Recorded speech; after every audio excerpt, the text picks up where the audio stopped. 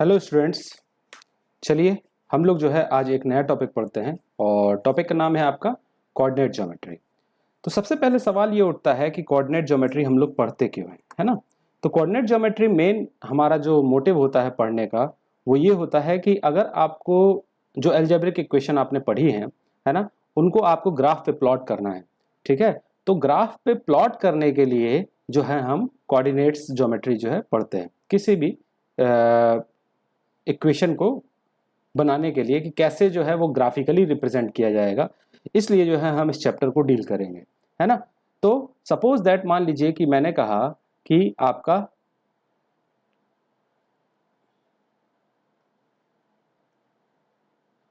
ठीक है, ये एक एक्स एक्सिस है और ये आपका वाई एक्सिस है। ये जो है बेसिक आप क्लास 9th में भी पढ़ के आ रहे होंगे कि एक्स एक्सिस होता है और वाई एक्सिस होता है।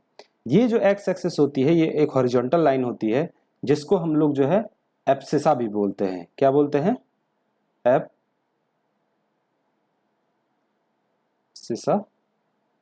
ठीक है, और ये जो वर्टिकल लाइन होती है वाई एक्सिस, इसको हम लोग क्या बोलते हैं? ऑर्डिनेट भी बोलते हैं। ठीक है, इसको ऑर्डिनेट और इसको एब्सिसा।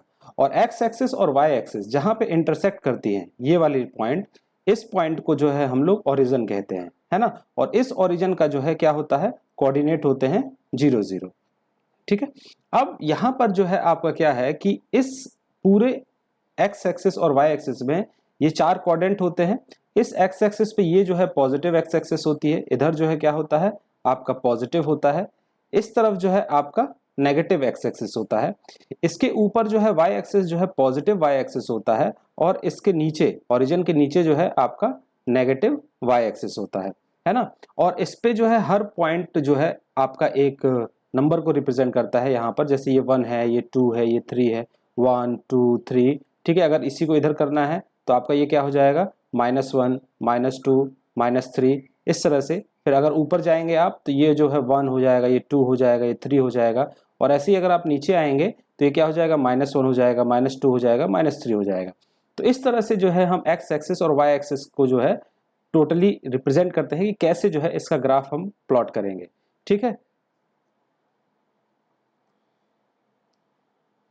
तो ये जो है हमारा क्या हो गया, एक जस्ट इंट्रोडक्शन हो गया कि एक्स एक्सिस और वाई एक्सिस को जो है हम कैसे जो है ड्रॉ करते हैं, कैसे इस पे जो है पॉइंट्स होते हैं। ठीक है, अब मान लीजिए कि हमको जो है इस पे एक पॉइंट रिप्रेजेंट करना है, तो वो पॉइंट कैसे रिप्रेजेंट करेंगे ये देखते हैं हम लोग। ठीक है,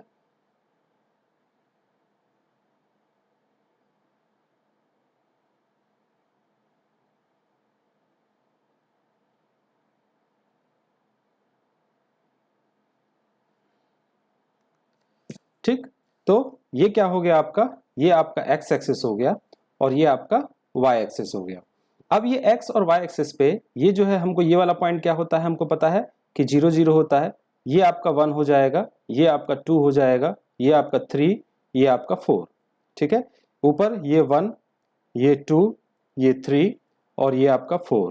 ठीक है, इसी तरह इधर भी -1, ये जो है आपका -2, ये जो है आपका -3, ये जो है आपका -4, है ना। ऐसे नीचे हो जाएगा, ये आपका हो जाएगा -1, ये आपका -2, ये आपका -3 और ये आपका -4। ठीक, अब मान लीजिए कि मैंने कहा कि आप एक x पॉइंट है 2 1, ठीक है, इसको जो है इस ग्राफ पे जो है रिप्रेजेंट करिए। तो 2 1 को अगर रिप्रेजेंट करना है तो ये जो होता है ये वाला पॉइंट x है ये। ठीक है, यहाँ पे p ले लेते हैं सपोज दैट, ताकि एक्स वाई से कंफ्यूजन ना हो। ये जो होता है ये x एक्सिस पे होता है और ये वाला 1 जो है ये y एक्सिस पे होता है। तो एक्स वाई रिप्रेजेंट करना है तो x पे कौन सा पॉइंट? 2, तो ये 2 पे चले जाइए आप, ये 2 पे आ गए हम लोग। ठीक है,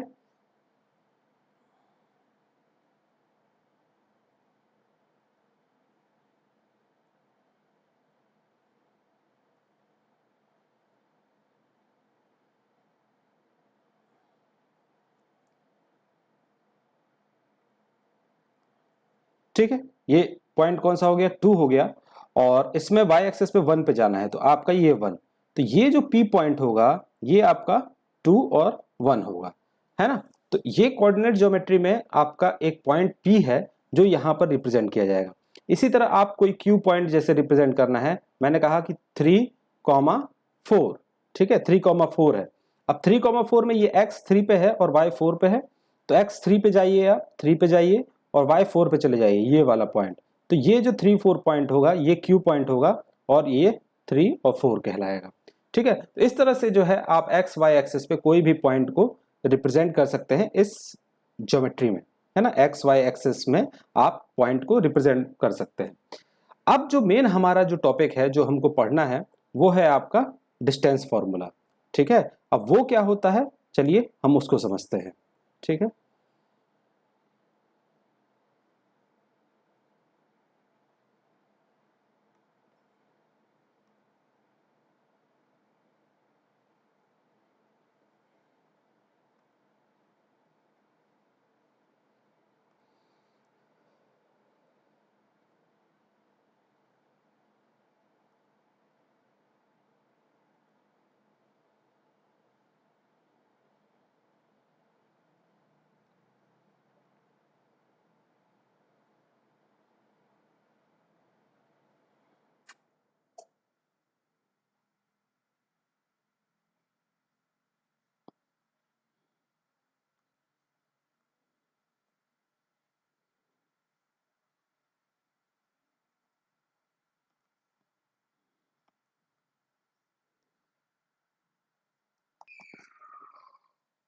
तो हमको क्या देखना है, आपका डिस्टेंस फॉर्मूला, ठीक है।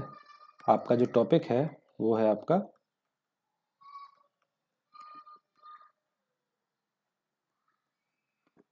Distance formula. अब डिस्टेंस फॉर्मूला क्या कहता है वो जरा हम समझते हैं कि क्या होता है। तो मान लीजिए कि P एक पॉइंट होता है x1 और y1, ठीक है, और Q एक पॉइंट होता है जिसको हम लोग x2 और y2 बोल रहे हैं। अब ये दोनों पॉइंट जो है आपको इस कोऑर्डिनेट पर है, x और y एक्सिस पर। अब इन दोनों के बीच का, P और Q के बीच का जो है डिस्टेंस क्या होगा ये आपको जो है बताना रहेगा, और इसी को जो है हम लोग डिस्टेंस फॉर्मूला कहते हैं। मान लीजिए मैंने कहा कि अगर यहाँ पे एक ये पॉइंट है, ठीक है, इस तरह की ये लाइन है, ये P पॉइंट है और ये आपका Q पॉइंट है।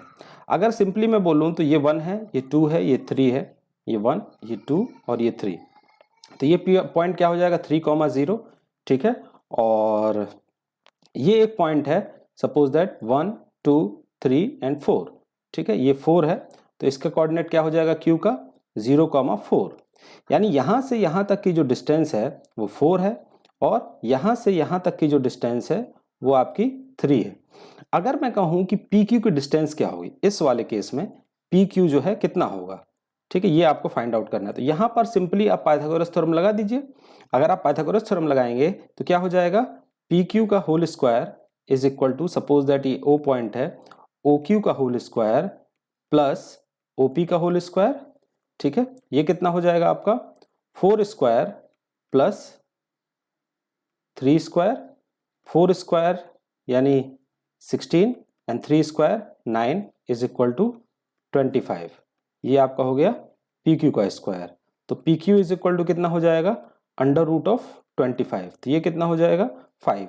यानी जो PQ आएगा वो कितना आ जाएगा आपका 5 आ जाएगा। यानी यहाँ से यहाँ तक की जो डिस्टेंस है वो 5 आ जाएगी।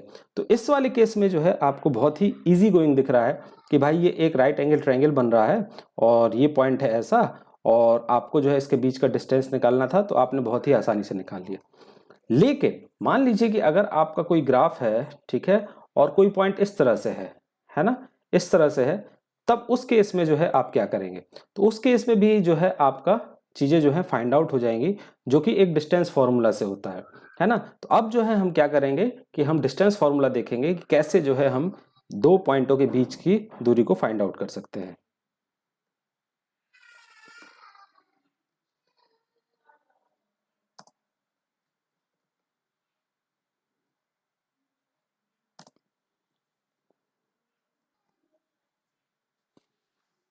तो हमको क्या है डिस्टेंस फार्मूला निकालना है।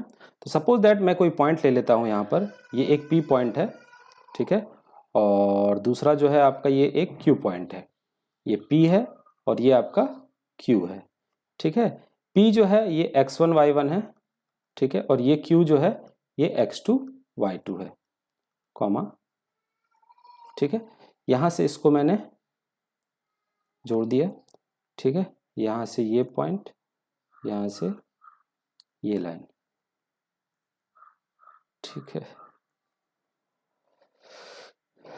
ये मान लीजिए R है, ये S है, और यहाँ से मैंने इसको जोड़ दिया तो ये T हो जाएगा, ठीक। अब इस वाले पॉइंट का, इसका अगर मैं S का कोऑर्डिनेट की बात करूं तो S यहाँ पर क्या हो जाएगा, x2, 0। अगर मैं R की बात करूं तो R क्या हो जाएगा, x1, 0।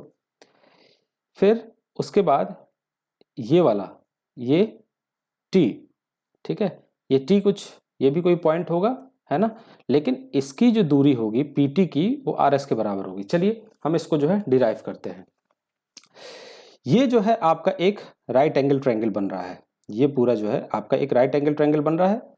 तो मैं यहाँ पर पाइथागोरस थ्योरम लगाता हूँ। इन ट्रायंगल PQT, इसमें पाइथागोरस थ्योरम लगाएंगे तो क्या हो जाएगा, PQ square is equal to QT square plus PT square, PQ square is equal to QT square plus PT square. अब देखिए मैं कहूँ कि QT, जो QT है, आप PT है आपका, PT, जो PT है वो आपका RS के बराबर है, जो PT है वो क्या है आपका RS के बराबर है।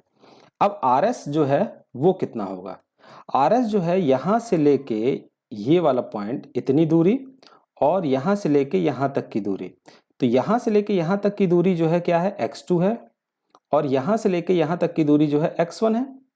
तो अगर मैं कहूँ कि RS कितना होगा, तो इस पूरी डिस्टेंस में से x2 में से मैं अगर x1 घटा दूं तो आपका RS आ जाएगा।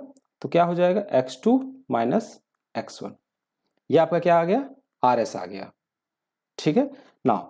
RS आ गया। अब RS बराबर PT है, तो PT इज इक्वल टू कितना हो जाएगा, x2 माइनस x1 हो जाएगा। अब दूसरी क्या है, आपको PT फाइंड आउट होगी, अब आपको QT फाइंड आउट करना है, QT, ठीक है। अब देखिए QT फाइंड आउट करने के लिए यहां से लेके यहां तक की जो डिस्टेंस है, यहां से लेके यहां तक की, ये आपकी y2 है, ठीक है, और यहां से लेके यहां तक की जो दूरी है ये आपकी y1 है ना। तो आपका QT कितना हो जाएगा, QT हो जाएगा y2 में से मैं y1 को माइनस कर दूंगा तो QT हो जाएगा। सपोज दैट ये इक्वेशन 1 है, ये इक्वेशन 2 है, और ये इक्वेशन 3 है ना। अब इक्वेशन 2 और 3 की जो वैल्यू है वो आप इक्वेशन 1 में पुट कर दीजिए, तो क्या हो जाएगा, PQ square is equal to QT की वैल्यू y2 माइनस y1 का whole square plus x2 minus x1 का होल स्क्वायर। तो जो PQ हो जाएगा वो कितना हो जाएगा, x2 माइनस x1 को मैं पहले कर देता हूँ, x2 माइनस x1 का whole square plus y2 minus y1 का होल स्क्वायर। तो ये जो आपका आया है PQ, ये जो है डिस्टेंस है इसके और इसके बीच में। यानी अगर आपको इस x एक्सिस और y एक्सिस में कोई भी पॉइंट दिया हुआ हो, ठीक है, और उसके बीच की दूरी निकालना हो, और आपको दो कोऑर्डिनेट दिए हुए हो, है ना, और उन दो कोऑर्डिनेट के बीच की डिस्टेंस, तो जस्ट आप इसमें वैल्यू पुट करिए और आप इसका आंसर निकाल लीजिए। सपोज दैट आपका एक क्वेश्चन है, ठीक है, मैंने कहा कि ये आपका x एक्सिस है और ये y एक्सिस है, एक P पॉइंट है xy, ठीक है, P पॉइंट है xy, उसकी ओरिजिन से डिस्टेंस निकालिए, ओरिजिन से डिस्टेंस फाइंड आउट करिए। तो भाई ओरिजिन के आपके कोऑर्डिनेट पता ही है कि 0 0 होते हैं, तो ये Q हो गया। तो अगर मैं PQ बोलूं कि PQ इज इक्वल टू कितना होता है, under root of x2 minus x1 का whole square plus y2 minus y1 का होल स्क्वायर, ये हो जाएगा। अब x2 माइनस x1 का होल स्क्वायर करना है, तो यहाँ पर दो पॉइंट है, एक P है जो कि x, y है, और एक Q है जो कि 0, 0 है, ठीक है। तो आप इसमें से किसी को भी x1 y1 मान लीजिए। मैंने कहा कि ये x1 y1 है और ये x2 y2 है ना। तो यहाँ पर x2 minus x1 0 minus x, 0 minus x का whole square plus 0 minus y का होल स्क्वायर, तो क्या हो जाएगा, ये x square plus y square, यानी जो डिस्टेंस आ जाएगी वो कितनी आ जाएगी, PQ is equal to X square plus Y square. तो मोस्टली जो है आपके यही फॉर्मूले बनते हैं, है ना। आपका जो है क्या कि पी क्यू जो डिस्टेंस है किसी दो पॉइंट की वो क्या होगी, x2 माइनस x1 का whole square plus y2 minus y1 का होल स्क्वायर। ठीक है, बस ये सिंपल से दो फॉर्मूले हैं, इनको जो है आप मेमोराइज कर लीजिए और बस इतना ही है डिस्टेंस फॉर्मूला। अब जो है हम कुछ क्वेश्चंस देखते हैं और देखते हैं कि कैसे जो है ये क्वेश्चन सॉल्व होंगे। चलिए, find the distance between the following pairs 2, 3 and 4, 1। इसके बीच का डिस्टेंस निकालना है। तो एक पॉइंट P दिया हुआ है जो कि है 2, 3, एक पॉइंट Q दिया हुआ है जो कि है 4, 1, है ना। तो आपको x1, y1 कितना दिया हुआ है 2, 3 और x2, y2 ये कितना दिया हुआ है 4, 1। ठीक है, अब आपको डिस्टेंस फाइंड आउट करना है PQ। तो फॉर्मूला लिख दीजिए, क्या होता है x2 माइनस x1 का whole square plus y2 minus y1 का होल स्क्वायर। तो वैल्यू पुट करते हैं हम लोग इसमें, क्या क्या है आपका x2 कितना है, x2 है 4 और x1 है 2, 4 माइनस 2 का होल स्क्वायर प्लस y2 है 1 माइनस 3 का होल स्क्वायर।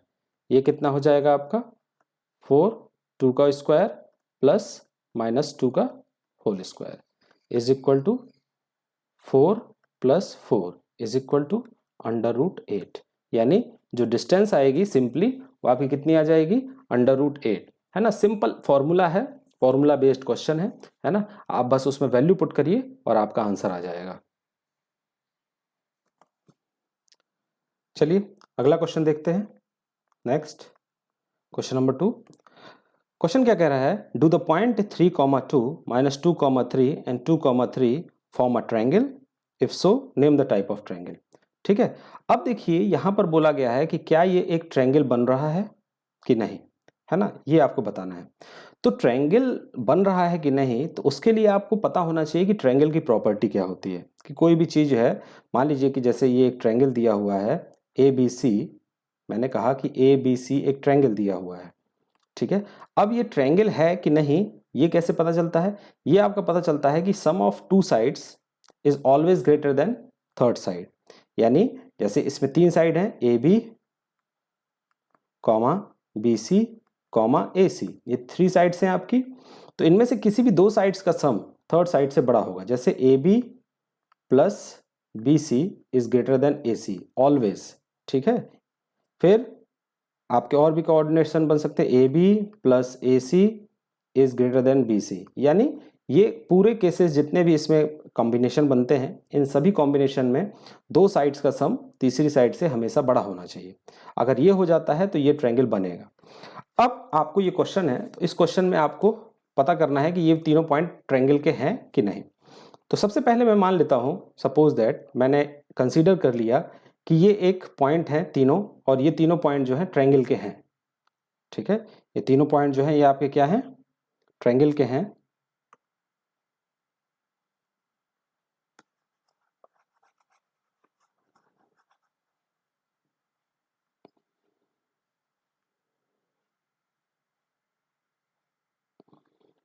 तीनों पॉइंट ट्रायंगल के हैं।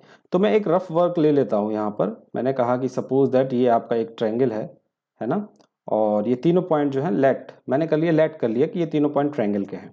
अब कैसा ट्रायंगल है वो तो बात की बात है, पहले तीनों पॉइंट A ये 3, 2, B -2, -3 एंड C 2, 3, ये 3 पॉइंट हो गए। अब यहाँ पर डिस्टेंस का क्या इस्तेमाल है, डिस्टेंस फॉर्मूला का क्या यूज है वो हम देखते हैं। ठीक है, अब अगर आपका ये ट्रायंगल है तो सब फाइंड क्या क्या करना पड़ेगा आपको, AB फाइंड आउट करना पड़ेगा। ये फाइंड क्या क्या करना है ना, फाइंड क्या क्या करना है, AB फाइंड आउट करना पड़ेगा, BC फाइंड आउट करना पड़ेगा और AC फाइंड आउट करना पड़ेगा। ठीक है, AB, BC एंड AC। ठीक है, चलिए फाइंड आउट करते हैं। AB फाइंड आउट करेंगे तो फॉर्मूला क्या लग जाएगा आपका, वही distance formula, x2 minus x1 का whole square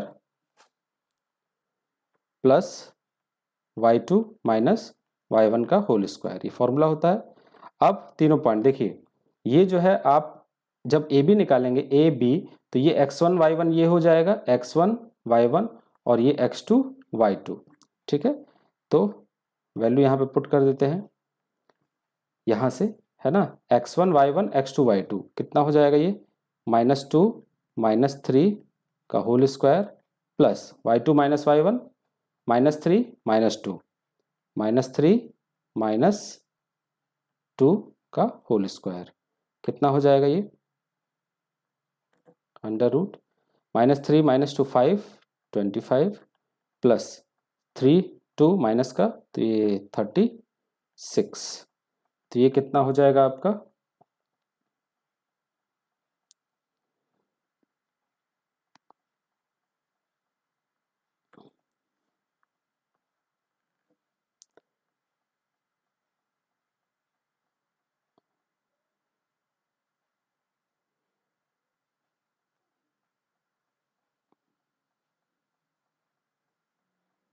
x2 minus x।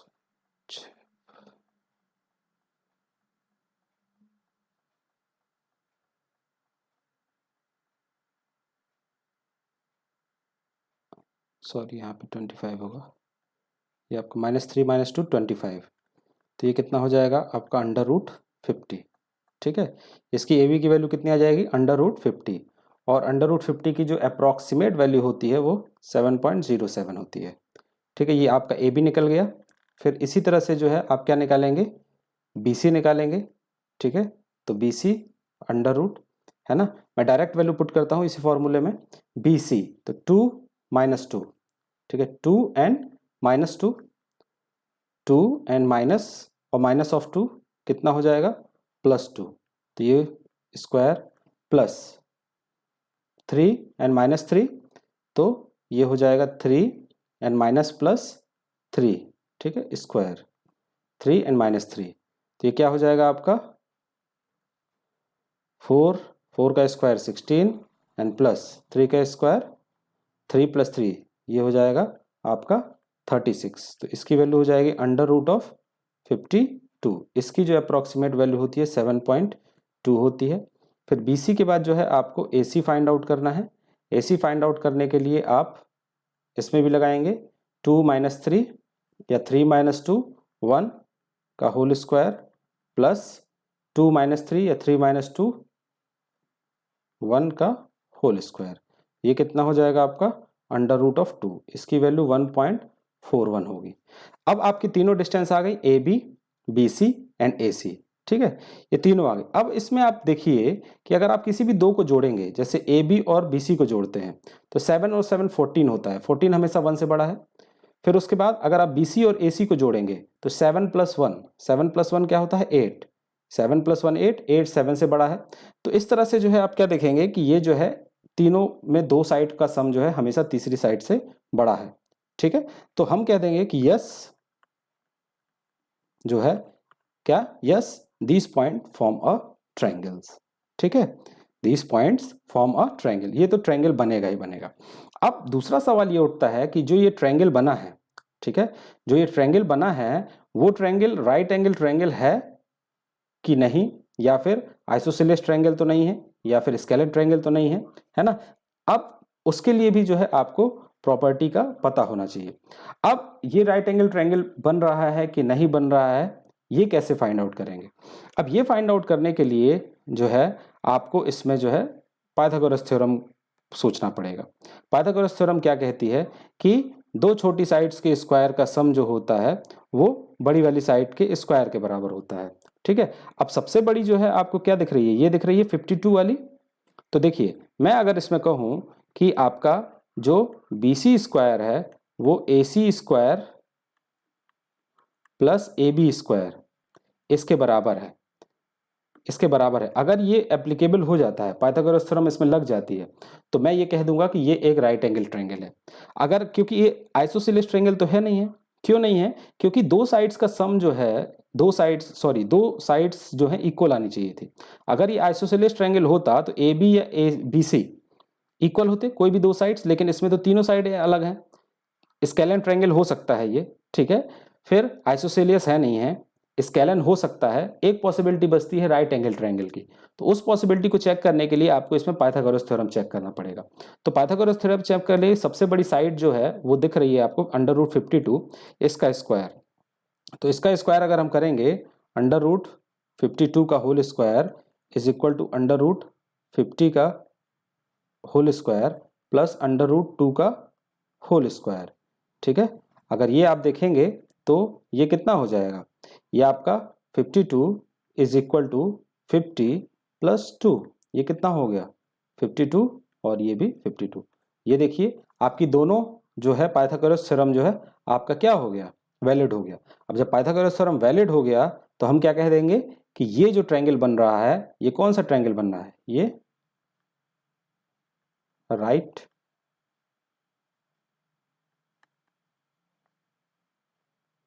Triangle है ना, राइट ट्रायंगल है और ट्रायंगल का फॉर्मेशन हो रहा है। तो इस तरह से जो है आप डिस्टेंस फार्मूला का यूज करके जो है आप चीज़ों कर सकते हैं। देखिए ये जो ट्रायंगल मैंने बनाया है ये एक अपने कन्वीनियंट के लिए, ताकि थोड़ा सा आसान हो जाए, क्योंकि पता तो है नहीं कौन सा है, राइट एंगल ट्रायंगल है या फिर स्केलन ट्रायंगल है या फिर आपका आइसोसेलेस ट्रायंगल है या फिर इक्विलेटरल ट्रायंगल है, क्या है। तो उसके लिए मैं एक मान लेता हूँ रफ में कि ABC 3 पॉइंट है, ताकि ABC को रिप्रेजेंट करने में थोड़ा सा मुझे आसानी हो और चीज़ें थोड़ी विजुलाइज हो जाएं। This is for this is the use of this rough diagram. Okay, चलिए नेक्स्ट क्वेश्चन देखते हैं।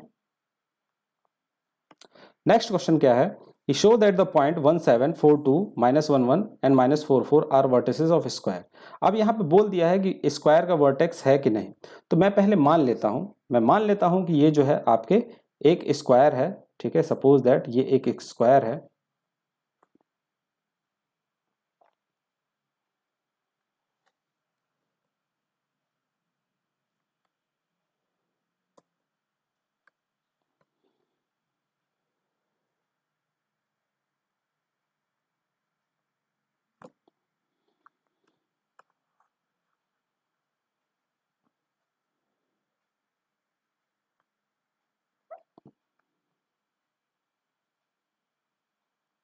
मैंने कह दिया कि ये एक स्क्वायर है।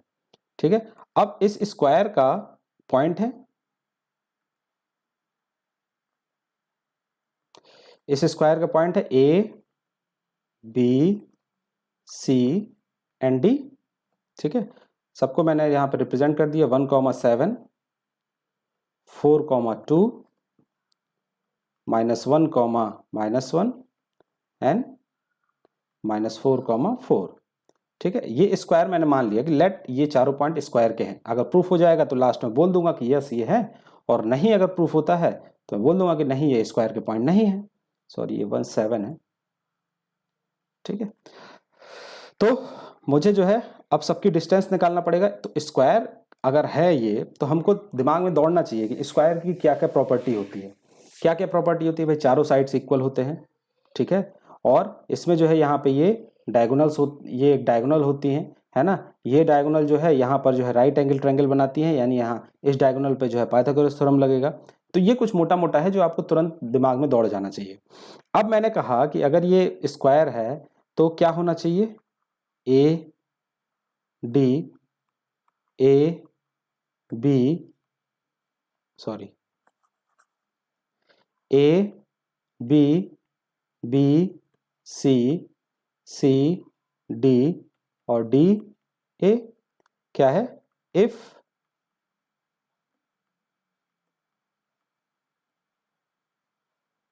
It is a square. ठीक है, तो what we have to proof करना, क्या करना है हमको, टू प्रूफ क्या करना है, ये टू प्रूफ करना है कि चारों साइड्स बराबर हो। ठीक है, चारों साइड्स बराबर हैं तो इसके लिए हम डिस्टेंस फार्मूला लगाएंगे कि ए बी निकालना है हमको। तो ए बी निकालना है तो भाई डिस्टेंस फार्मूला आपको क्या होता है, x2 माइनस x1 का whole square plus y2 minus y1 का होल स्क्वायर, ये आपका डिस्टेंस फार्मूला होता है। तो ए बी में हम सबसे पहले डिस्टेंस फार्मूला लगाएंगे। ये आपका ए बी है, तो 4 - 1 डायरेक्ट में कर रहा हूँ, 3 का होल स्क्वायर प्लस आपको लिखना पड़ेगा। ठीक है, और 2 - 7 y2 2 - 7, तो 2 - 7 यानी 5 का होल स्क्वायर। तो ये कितना हो जाएगा 3 3 जा 9 एंड प्लस 25, 25 प्लस 9 आपका हो जाएगा अंडर रूट ऑफ 34। फिर उसके बाद BC निकालना है आपको, तो BC कितना हो जाएगा आपका x2 माइनस x1 BC यानी -1 माइनस फोर का होल स्क्वायर प्लस ये आपका -1